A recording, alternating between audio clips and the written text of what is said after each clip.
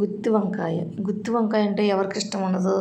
నేను ఈరోజు మా చెట్లకి కాసిన వంకాయలతోటి గుత్తి వంకాయ చేస్తున్నాను.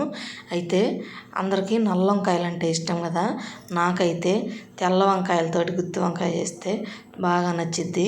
నేను ఈరోజు అందుకని మా చెట్లతో కాసిన వంకాయల్ని ఈరోజు గుత్తి వంకాయ, మాకు అందులో గ్రేవీ అంటేనే ఇష్టం, డ్రైగా తినరు, ఫ్రై లాగా చేస్తే. అందుకే ఇప్పుడు గుత్తి వంకాయ గ్రేవీ మసాలా చేస్తున్నాను.